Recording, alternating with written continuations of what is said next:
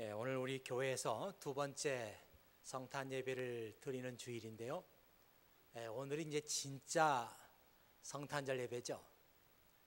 근데 좀 예배당도 좀 추워서 그런지 얼굴들도 많이 좀 움츠려 있고 그런 것 같아요. 옆에 사람들하고 훈훈한 마음으로 성탄절 인사 다시 한번 나누시죠. 메리 크리스마스. 메리 크리스마스 하고요. 저 뒤도 돌아보시면서 메리 크리스마스 한번 인사하시죠. 우리가 가진 성경에는 두 개의 크리스마스 이야기가 있습니다. 마태복음 2장에 나오는 동방박사 이야기가 첫 번째 크리스마스 이야기고, 그리고 오늘 읽은 목자들의 이야기가 두 번째 크리스마스 이야기입니다. 1620년에 신앙의 자유를 찾아서 메이플라워 호를 타고 플리머스에 도착해서 그 모진 고난과 추위와 굶주림을 이기고 믿음으로 승리했던 그 필그림 파더스들의 그 이야기를 첫 번 감사절 이야기라고, The Story of the First Thanksgiving이라고 그렇게 말합니다. 똑같이 동방박사들의 이야기 그리고 목자들의 이야기를 The Story of the First Christmas라고 그렇게 말합니다. 누가복음에 나오는 크리스마스 이야기는 매우 특이하게도 그 당시의 역사적인 상황을 자세하게 소개하는 것으로 시작하고 있습니다. 그때 아구스도 황제가 내린 칙령에 따라서 온 나라가 호적 등록을 하게 되었습니다. 이것은 구레네오가 시리아 총독으로 있을 때 행한 첫 번째 호적 등록이었습니다. 이 아름다운 성탄절 이야기는 누가 만들어낸 그런 이야기가 아닙니다. 생생한 역사적인 사실을 배경으로 하고 있는 것이죠. 어떤 사람들은 성경 말씀이 역사와는 맞지 않는 그 픽션과 같은 것이다, 그렇게 생각하는 사람들이 있는데 절대로 그렇지 않습니다. 성경은 구체적인 역사를 배경으로 하고 있고, 이 구체적인 역사 속에 하나님께서 일하신 내용을 기록한 것이 바로 성경입니다. 이 성경에 나오는 아구스도는 로마 제국의 제1대 황제인 아우구스투스를 말하는 것입니다. 이 사람은 기원전 63년에 나서 서기 14년에 죽었어요. 그리고 그가 황제로 있던 재임 기간은 기원전 27년부터 서기 14년까지 41년 동안 황제 자리에 있었습니다. 이 사람의 본명은 가이우스 옥타비아누스입니다. 줄리어스 시저의 양아들이었죠. 이 줄리어스 시저는 대단한 사람이었지만 그는 황제가 아니었어요. 황제는 이 아우구스투스, 이 사람이 첫 번째 로마 제국의 황제입니다. 시저가 죽고 난 후에 시저의 부하였던 안토니우스와 옥타비아누스 사이에 치열한 권력 투쟁이 벌어집니다. 로마의 동쪽을 안토니우스가 통치하고 로마의 서쪽을 옥타비아누스가 분할 통치하다가 결국은 옥타비아누스가 최후의 승자가 돼서 로마의 모든 권력을 한 손에 쥐게 됩니다. 그는 지중해 연안에 있는 모든 나라들을 다 지배했고 유럽에까지 영토를 확장시켰고, 그리고 아프리카를 점령했습니다. 그리고 그가 지배하는 동안에 로마의 문학과 건축의 황금기를 열었습니다. 여러분 잘 아는 베르길리우스나 호라티우스나 그리고 리비우스 같은 탁월한 문학자들과 그리고 역사가들이 그가 지배하고 있던 기간에 활약했던 사람들입니다. 그가 남긴 유명한 말이 있는데 내가 발견한 로마는 진흙으로 되어 있지만 내가 남기는 로마는 대리석으로 되어 있을 것이다. 그런 유명한 말을 남겼습니다. 기원전 27년에 로마의 원로원은 그에게 The Exalted라고 하는, 번역하면은 존엄한 사람, 이런 뜻을 가진 아우구스투스라고 하는 그런 이름을 그에게 부여했습니다. 그리고 그는 자연스럽게 로마의 모든 권력을 쥐게 되고, 그는 매우 영리한 사람이었고 정적들을 때로는 아주 잔혹하게 그렇게 대하고, 어떤 때는 아주 관용을 베풀어 줄 아는 뛰어난 정치가였습니다. 그가 통치했던 그 시대에 로마는 번영을 구가했고 전쟁의 위험에서 벗어났습니다. 그래서 그때를 팍스 로마나라고 부르게 되었죠. 예수님은 이 아우구스투스가 황제로 있던 때에 탄생합니다. 누가는 그때의 역사적인 상황을 자세하게 그의 복음서에 기록하고 있습니다. 아우구스투스는 그가 지배하고 있는 모든 그 영토에 호적을 등록해라, 그런 명령을 내렸습니다. 왜냐하면 그렇게 호적이 등록이 돼야 거기에 따라서 그 세금을 부과할 수 있기 때문에 세금 부과의 자료로 쓰기 위해서 호적 등록을 명했습니다. 그때 요셉은 자기 조상들의 고향 베들레헴에 가서 호적을 등록해야 했고, 약혼자였던 마리아도 다윗 집안이었기 때문에 역시 베들레헴에 가서 호적을 등록해야만 했습니다. 그 당시 팔레스타인은 로마의 행정구역에 의하면 시리아에 속해 있었기 때문에 그 시리아의 총독으로 있었던 구레뇨, 영어로는 퀴리니우스입니다. 이 사람이 이제 총독으로 있을 동안에 그 호적 등록을 하게 됐는데, 그 당시의 문헌에 의하면 인구조사가 매 14년마다 한 번씩 있었다고 합니다. 지금 베들레헴에 가면은 그 외양간 자리에 예수님의 탄생 교회가 세워져 있습니다. 그리고 그 교회 지하 동굴에 가면은 예수님이 탄생하신 마을 구유 자리에 별을 새겨 놓았습니다. 대리석 바닥에 놋쇠로 만든 별을 붙이고 14개의 광채가 나는 그런 모양을 만들었습니다.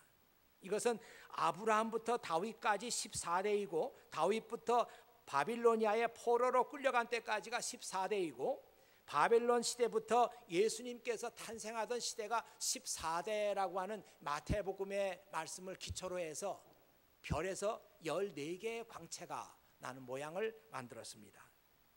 그리고 별 중앙은 구멍이 뚫려 있고, 그리고 그 주변에 라틴어로 바로 여기에서 예수 그리스도가 동정녀에게서 태어나셨다, 그렇게 기록해 놨습니다. 이 첫 번 크리스마스 이야기에서 가장 놀라운 것은 바로 성탄 소식을 들은 사람들이 목자들이었다는 것이죠. 지금 베들레헴에 가면은 그 탄생 교회에서부터 약 2km 떨어진 곳에 목자들의 들판이라고 하는 장소가 있어요. 셰퍼드 필드라고 하는 그 들판이 있는데 거기에 또 교회를 세워놨습니다. 목자들의 교회라고요. 그 교회 모양이 아주 특이한데 그 목자들이 밤에 비바람을 피하기 위해서 텐트를 치는 그런 형상을 그 교회로 만들었습니다. 목자들은 사회적으로 지위가 높은 사람들이 아닙니다. 일반적으로 천대받는 직업이었죠. 여러분 창세기 46장 34절의 말씀을 보면은 이집트에서도 목자들을 아주 천시했다고 하는 그런 기록이 나와 있습니다. 그래서 그 요셉이 자기 형제들에게 이렇게 충고를 합니다. 이제 형님들이 바로를 보게 될 텐데 바로가 너희 직업이 뭐냐? 그러면 저희들은 목자라고 대답을 하십시오. 이집트 사람들은 목자를 싫어하기 때문에 아마 저 먼 땅, 고센 땅을 떼어줄 겁니다. 사실 요셉의 말 그대로 됐죠. 이집트 사람들도 이 목자를 싫어하고 목자를 천대했고요. 이스라엘 사람들도 이 목자를 천시했어요. 그런지 몰라도 사람들은 얘기하기를 목자는 겸손한 사람들이다, 그런 생각을 자연스럽게 하게 됐습니다. 사회적으로 낮은 지위의 사람들이기 때문에 화려한 삶과는 거리가 멀고 또 많이 배운 사람들도 아니고 하기 때문에 그들은 마음이 교만할 이유가 없는 사람들이었습니다. 하나님께서는 사람들을 훈련시킬 때 목자의 훈련을 시킨 적이 많습니다. 모세, 이 사람을 정말 하나님께서 크게 써야 되겠는데 아직은 하나님께 훈련받지 않은 사람이에요. 그래서 하나님께서는 40년 동안 목자로 살게 하신 그 말씀이 출애굽기에 잘 나와 있습니다. 이 목자들의 마음은 항상 양떼를 향하고 있는 거예요. 그리고 직업상 양떼를 떠날 수가 없어요. 그렇기 때문에 일반 사람들에게 그 부여된 율법의 의무도 성실하게 지킬 수가 없습니다. 양떼를 떠날 수가 없으니까요. 바로 그것이 일반 사람들이 목자들을 가리켜서 저 사람들은 율법의 의무도 지키지 않는 사람들이다, 이렇게 천시하는 이유가 됐다고 합니다. 동시에 바로 그것이 또 목자들의 마음을 험불하게 만들었던 그런 이유이기도 합니다. 성경학자들 중에는 이 목자들이 밤새 양떼를 지키고 있었던 것으로 봐서 이 목자들은 예루살렘에서 희생 제물로 사용할 그 양들을 사육하고 있었던 것이 아닌가, 이런 그 주장을 하는 사람들이 있는데 일리가 있다고 하겠습니다. 그리고 참으로 탁월한 상상력이라고 하겠어요.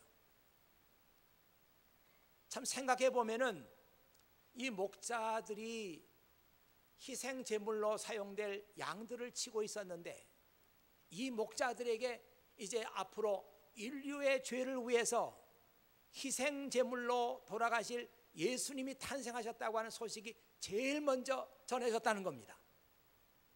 참 아름다운 그런 상상력 아닙니까?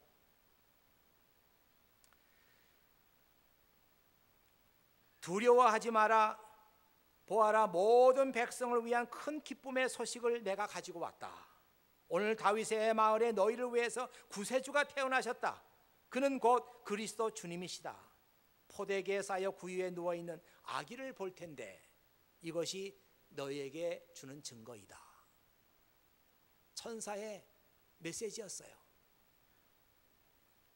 오늘 그리스도가 나셨다. 오늘 메시아가 탄생하셨다. 오늘 너희의 구세주가 나셨다. 이것이 온 인류를 향한 하나님께서 전해주신 가장 기쁘고 복된 소식이었어요. 우리가 아무리 이 말씀을 듣고 또 깊이 묵상을 한다고 해도 그 유대 사람들이 수백 년 동안 가지고 있었던 메시아의 희망에 대한 것, 그리고 메시아의 기대에 관한 그 생각은 우리가 충분하게 다 할 수가 없습니다.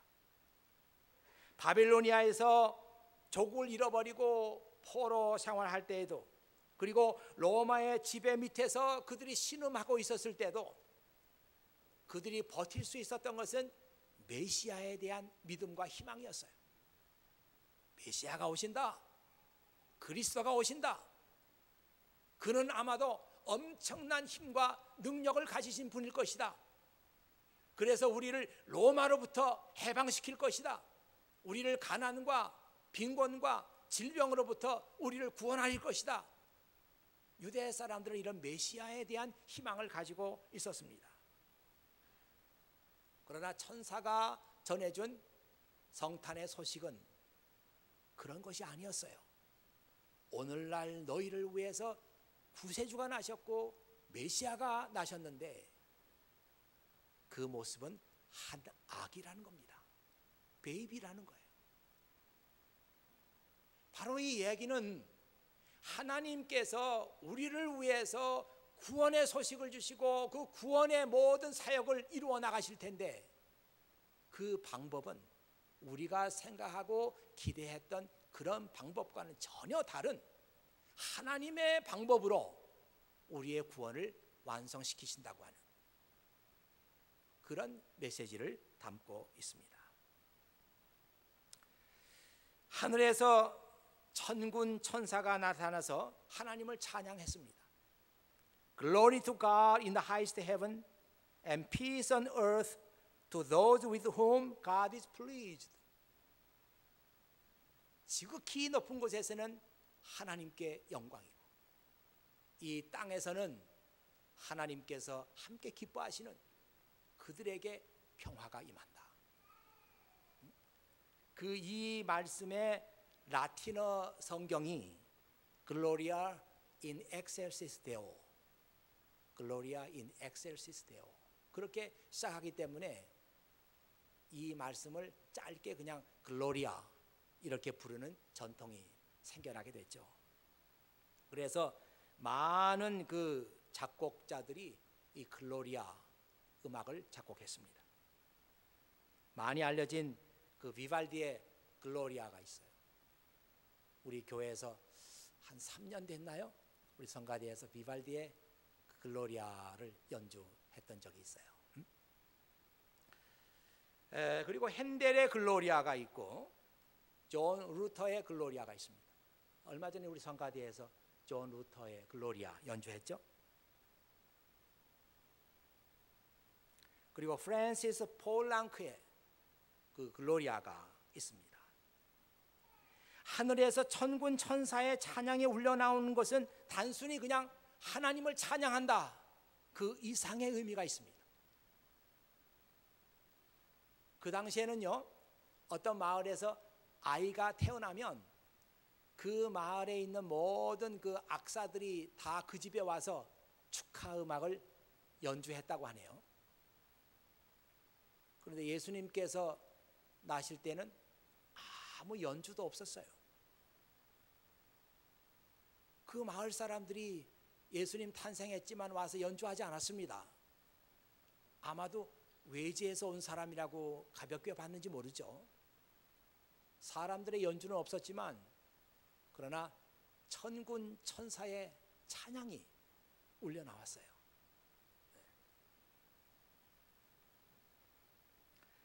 이제 제 설교를 마무리 지어야 할 시간입니다.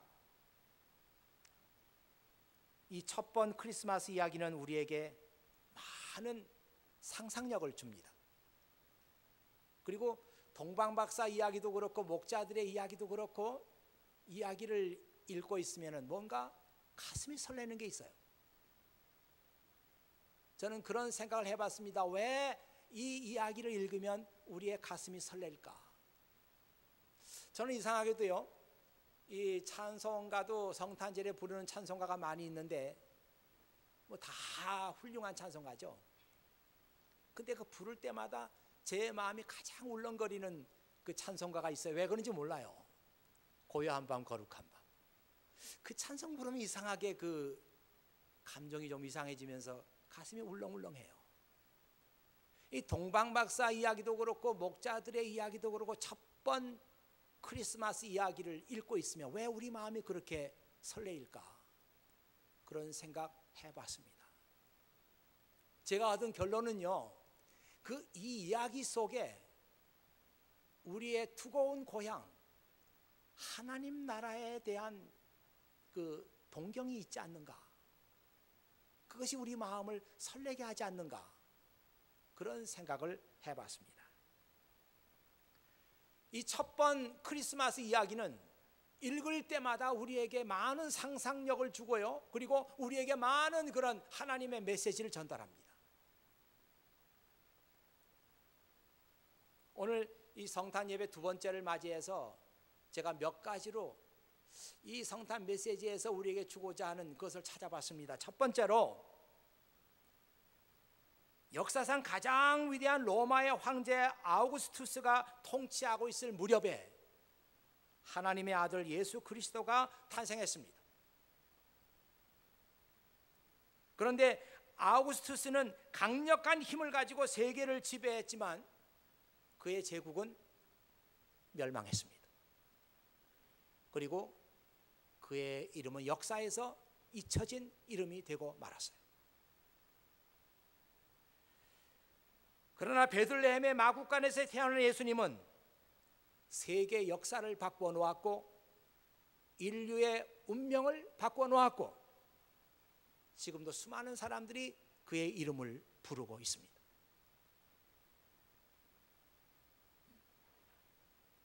둘째로, 이 아우구스투스는 무력으로 세계를 지배하면서 팍스 로마나를 건설하려고 했어요. 그러나 그가 건설했던 로마의 평화는 오래가지 않았습니다.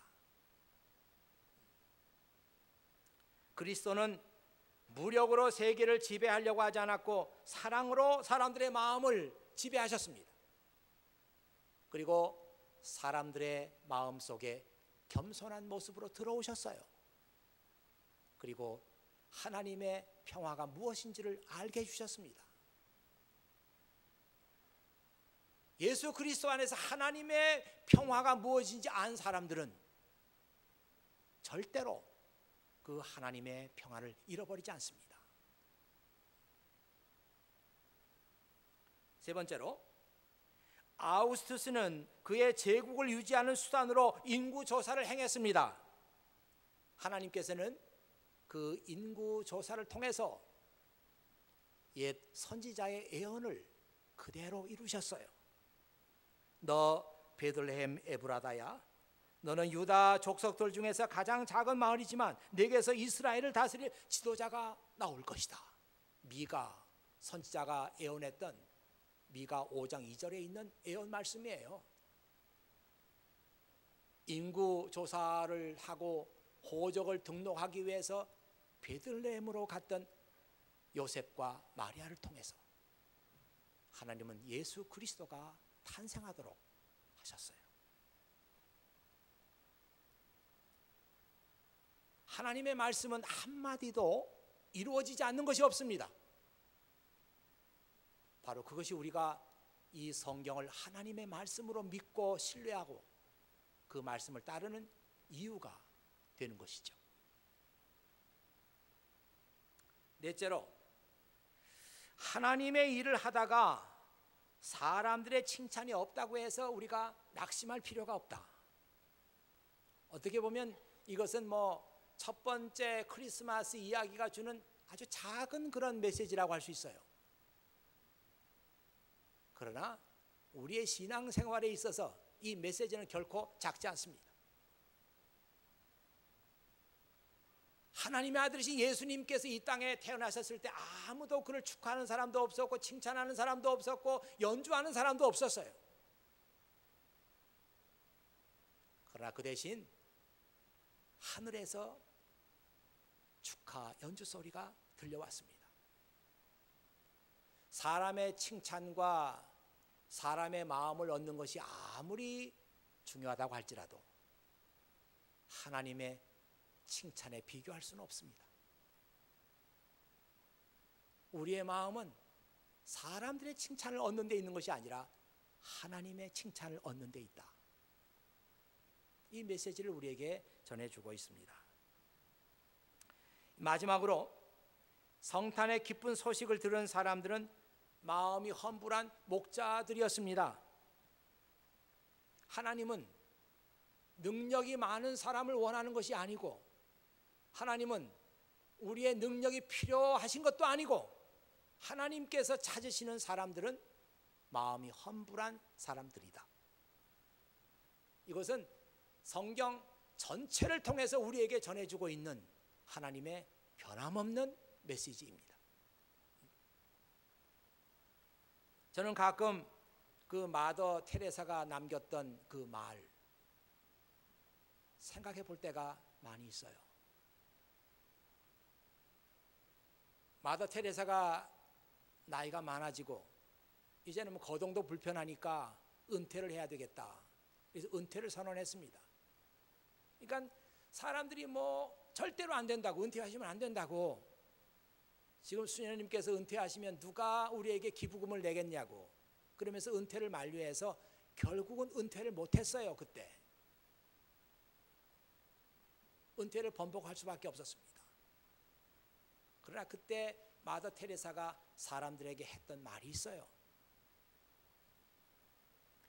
God will find another person.